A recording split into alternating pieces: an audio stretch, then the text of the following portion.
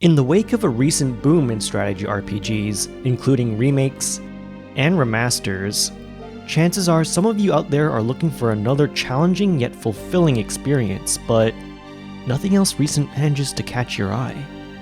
If you've been perusing the internet searching for an intense and rewarding strategy RPG, look no further than Tearing Saga series, Berwick Saga, Lasberia Chronicle Chapter 174. Released in 2005 by Enterbrain for the PS2, and one of the finest games I've ever played. No other strategy game has perplexed me this much at first, but after playing for a while I found some of the deepest, yet balanced system mechanics I've ever seen.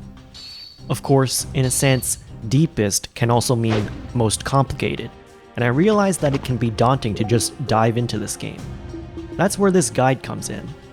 I hope I'll be able to ease you into all the game mechanics to help you get up to speed and enjoy Berwick Saga. While there is indeed an in-game tutorial with tons of explanations, it can be very overwhelming to go over all of it. I don't think I even read it myself. It's completely fine to learn as you play. If there's only a specific section you'd like to go over, feel free to click on the section's timestamp in the description. Let's start over from the title screen.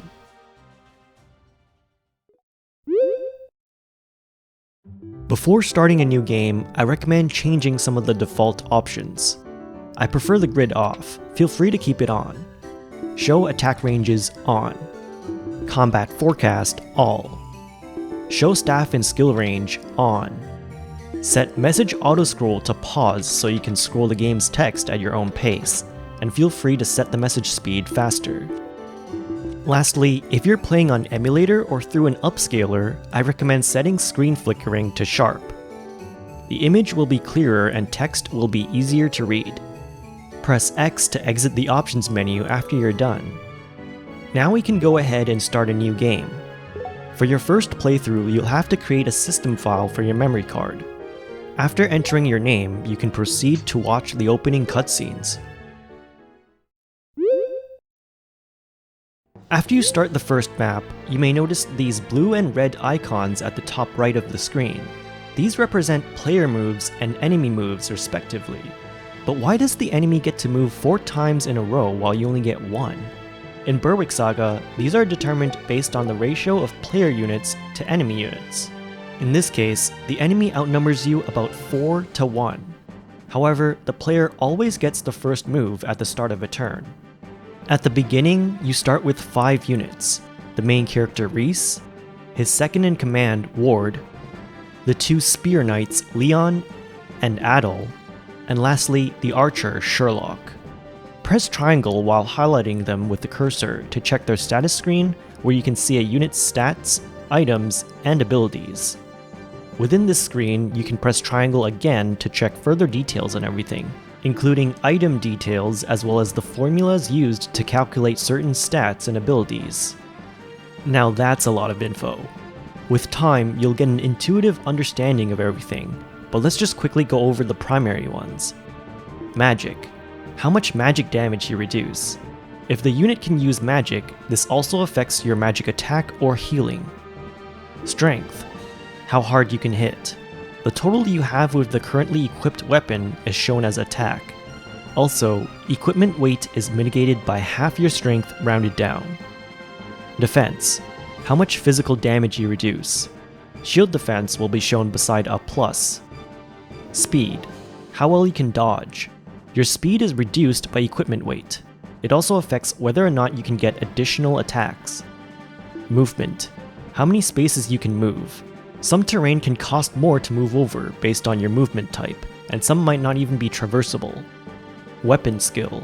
These affect your accuracy with each weapon type or shield you're able to use. The numbers shown here are added to the base accuracy of your equipment for the corresponding type. Your accuracy with the currently equipped weapon is shown as hit. Remember, you can always press triangle in the status screen to double check how any of these work. Alright, enough about numbers and stats. Let's actually do something in this game. Press circle on any ally unit to bring up a menu of commands. Some actions can be done without spending the unit's turn, like changing equipment or trading items, but be careful as they will lock you into committing to that unit. Otherwise, you can always cancel by pressing X until you can move the cursor again, and then select another unit to move instead. Who would you pick here? I'm going to get Ward off his horse, move him here, change his equipment, and then end his turn. Looks like that guy's attacking him. With the combat forecast option turned to all, we'll be able to see this preview screen even on an enemy move. This definitely looks in Ward's favor. The enemy's attack is 12 with only a 48% chance of hitting, and Ward has 10 defense, meaning even if he gets hit, he'll only take 2 damage. Ward, on the other hand, has 23 attack and a 68% chance of hitting, and the enemy has 2 defense. The +4 indicates that if the enemy is able to block with his shield, he'll reduce an additional 4 damage. Let's see what happens. Looks like he takes the 2 damage. But wait, where's the counterattack? Actually, the general rule in this game is that if you get hit, you don't get to counter. If you dodge an attack, then you can counter as long as your weapon range matches the enemy. You may have noticed earlier that I unequipped Ward's shield. That's because I'm a hoarder and I don't want to waste his nice equipment on some worthless Chapter 1 grunts. That's right, equipment deteriorates in this game. Every time a weapon hits or a shield blocks, their durability will go down. The current durability of equipment is represented by the colored circle to the left of its name, and there are 5 levels in total. Note that there is a random chance that equipment will break even before reaching the lowest durability. Blue means completely new and won't break at all. Green means slightly worn with a 1% chance of breaking on hit. Yellow means fairly worn with a 2% chance of breaking. Orange means very worn with a 4% chance of breaking. And red means it's guaranteed to break on the next hit. By the way, you may notice that there is a rank associated with each piece of equipment. For example, the long spear has a rank of 8. This means that unless the unit is level 8 or higher, they will be unable to use it properly. For every level under the rank, there is an additional 5% chance of simply failing an attack. One last thing, there's also a reason I dismounted Ward. The damage a unit takes is also taken by the horse if they're currently riding one. And horses die when they are killed.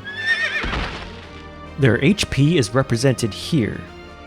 If you expect to take damage and don't intend to move too far, consider dismounting. You can always get back on your horse the next turn before moving. However, there are certain tiles that can only be accessed on foot. In those cases, you won't be able to mount until you move off that tile. Now back to where we were. Ward successfully pulled this enemy, so time to wail on him. Let's go ahead and attack with Adel. As long as Adel doesn't get hit, he can actually move again after an action since he's mounted. In the fan translation, this is known as Canto. The amount you can move is the remainder of the movement you didn't use before. In this case, he can move 1 space. Let's follow up with Leon, who has a supporter skill with Adel. If they're within 3 spaces of each other, they both get plus 20% accuracy and plus 4% critical. In addition, Leon has Deathmatch, enabling him to have up to 5 rounds of combat with an enemy who can retaliate. This poor fella ain't gonna make it out alive. Leon misses his first attack, but hey, that's what Deathmatch is for, right?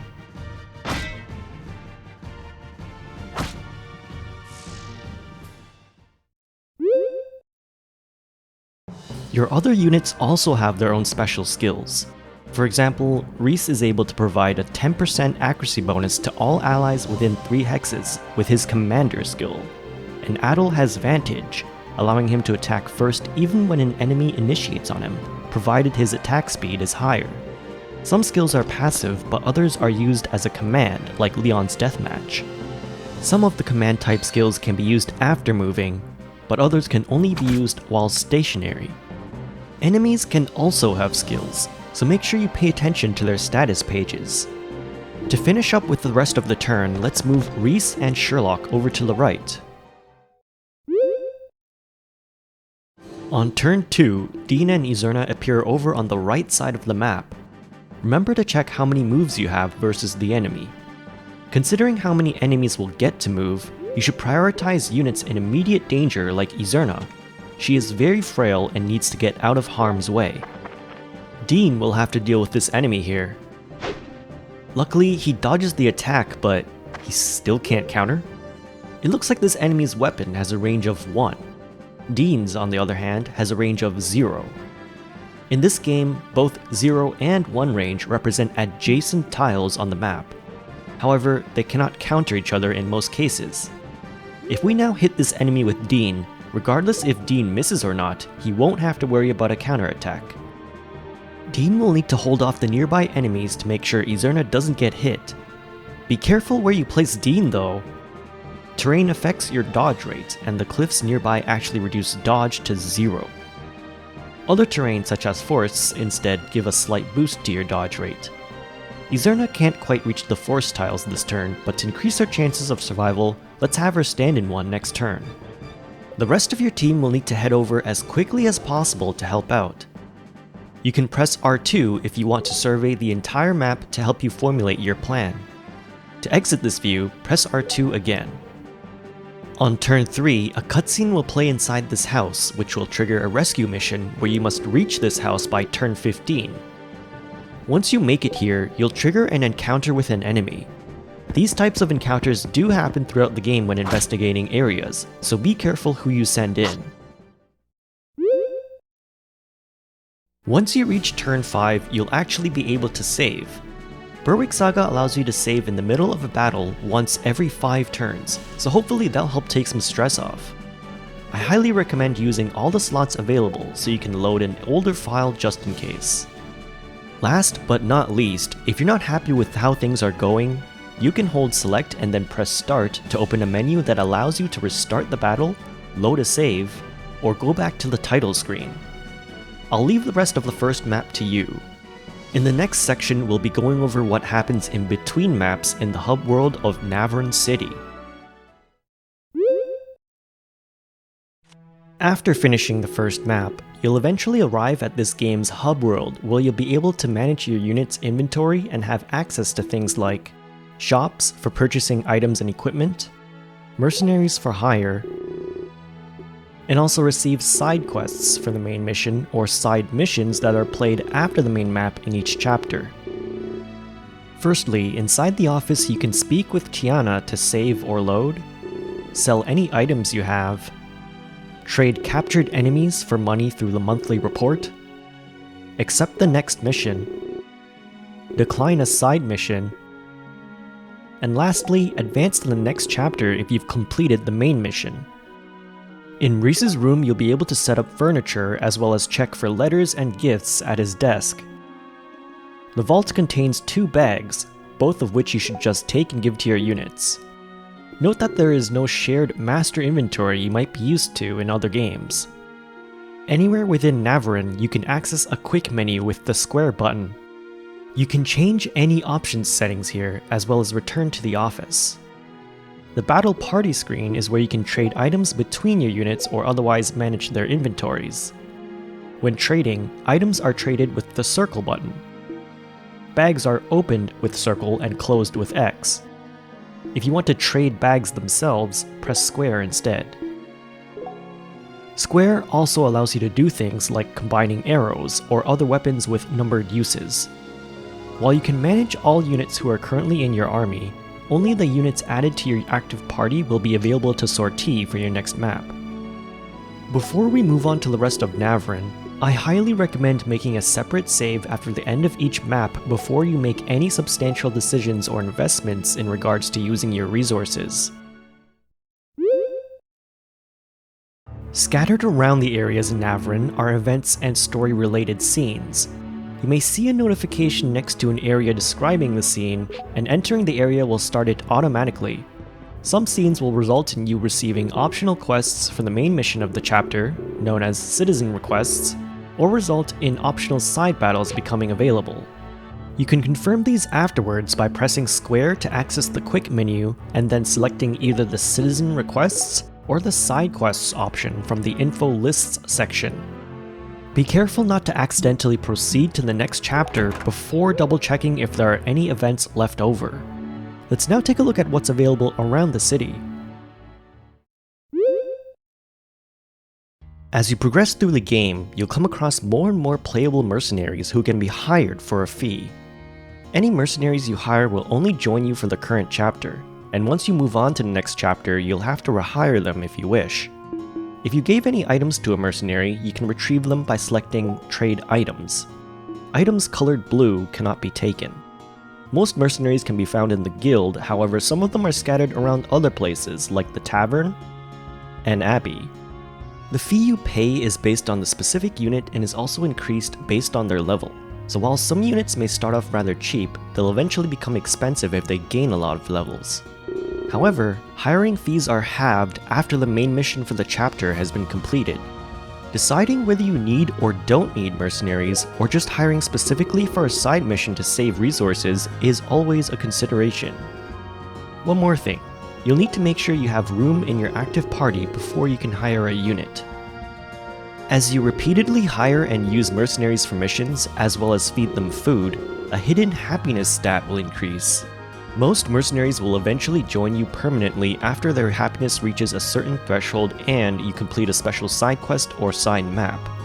Some have more obtuse requirements, but I won't spoil those. Also within the Mercenary Guild, you can take a look at bounties. Killing those on the wanted list will net you the amount shown, but if you capture them instead, you'll receive double the money. Capturing is not easy, so we'll leave that for the end of this video. Outside the office, there are designated shops for swords and shields, spears and axes, and bows and arrows. The Varia Temple is where you can purchase magic and healing items. Most of the shop inventory is not unlimited, and unfortunately the number of available stock per item is not visible. Stock will replenish per chapter. The stables are where you can manage your army's steeds. There will be horses available for purchase, and in this case you will be able to see the current stock available. After purchasing a horse, you can assign them to anyone who can ride them. Note that this deletes their current horse if they have one, and there is no method to exchange any assigned horses other than using Chris's horse swap ability on a map. You can also find horses during a map, and after you end the map with horses in your inventory, they will be automatically brought to the stables where you can freely assign them. The atelier is where you'll be able to combine materials to craft items and equipment you normally would not be able to obtain. Some materials can be purchased from the merchant to the left. If you currently have materials in your inventory, you can actually store those materials to be combined later with the blacksmith or alchemist. You can take them back as well to use them for a different item. The loan shark is also located here. You can sell anything you don't currently need to get some quick cash, but repurchasing will cost more than the amount you sold for. Lastly, the man on the right sells furniture and home decor. There's no explicit indication, but they all have a special effect on Reese. That said, I didn't use any of these in my playthrough. Some of these effects might not mean anything to you right now, but feel free to reference these later in the link in the description. The Kingfisher Pavilion is where you can feed your units. The first time you step inside for the chapter, 9 units from your active party including Reese and Ward will appear inside, and you can order food for each of them. These 9 units will not change until the next chapter. If you're not happy with the selection, before you go inside for the first time, you can add only the exact characters you want into your active party. Food gives special bonuses like stat boosts or even abilities, and whether the character likes, dislikes, or is neutral towards the specific type of food will affect how good the bonus is. Don't feel obligated to buy food though, as money is scarce. I recommend using a guide for food, as trial and error to figure out the bonuses for each type of food, plus who likes or dislikes it, is going to take forever. Check out the description for a link to the chart. And that's pretty much it for the hub world of Navran City. Once you've finished up all your prep, talk to Tiana and accept your next mission. If you really want, you can decline a side mission, but I'm not sure why you'd give up a chance to raise up your units and gain some resources. If you've finished every available side mission, you can proceed to move on to the next chapter.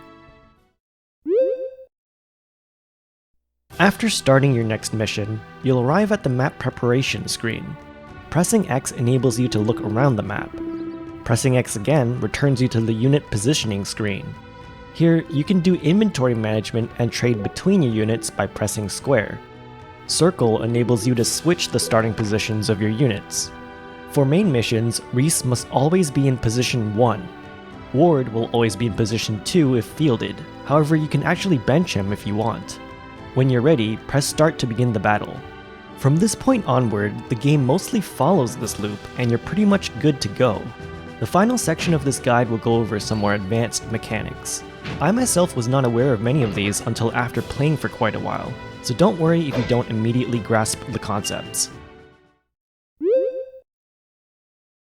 Earlier in this guide, I said that speed affects additional attacks. If a unit initiates an attack on an enemy with lower attack speed and dodges the enemy's counterattack, the unit can attack again. This also applies to certain combat skills like Deathmatch and Desperation, but without the miss condition. Another mechanic affected by attack speed is Counterslice. If a unit using a zero range weapon has 11 attack speed or higher, they can counterattack against range 1 weapons like crossbows and throwing weapons. Weapon skill affects a unit's accuracy with a given type of weapon. While weapon skill can be randomly gained during a level up, the primary method of raising the skill of a certain weapon type is by simply attacking with that type as much as possible.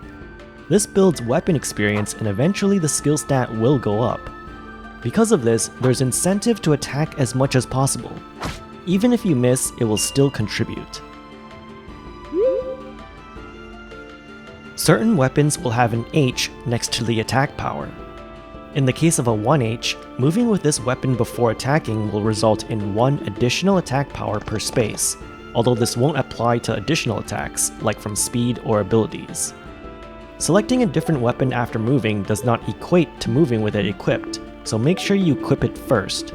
However, equipping a different weapon locks you into that unit, so make sure you're ready to commit. On certain maps, you will not be able to see enemies past a certain distance from your units. Likewise, enemies will not know exactly where you are. To double check which of your units are in sight, hold the select button. Units with a shadow and a green icon are currently hidden from enemies. If you try to move into the same space as a hidden enemy, you will automatically be attacked. Likewise, if an enemy does the same to you, you will automatically attack them. From taking any hit that does at least 1 damage, any character, excluding those with the robust skill, will have a low chance of being injured randomly, represented by a green mark above them. Daggers and knives have a higher base chance of causing injury, and certain weapons and skills also increase injury rates. Being injured causes a -10 penalty to dodge rate, but the greatest danger to an injured unit is the substantially increased risk of being crippled from an attack. You can remove injury status by healing the unit's HP to full. The cripple status is represented by this red mark, and completely removes a unit's ability to do anything other than move. It is possible to be crippled directly without being injured, however the chances are overall pretty low. You won't need to worry about being crippled unless you take over 50% damage in 1 round of combat relative to your current HP. When crippled, a unit is not guaranteed to move their full range, and can potentially stop somewhere between. Cripple status can be healed by a certain magic spell or a certain item, both of which are pretty rare. If you end a map with one of your units crippled, they will not be able to join any further missions until the next chapter. Crippled units can be captured. Capturing an enemy unit not only gives you experience as if you killed them, but also enables you to take all of their items.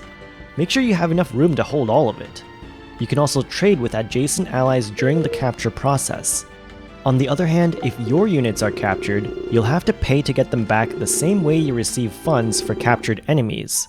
However, this only applies in certain battles. In other cases, your units just get killed.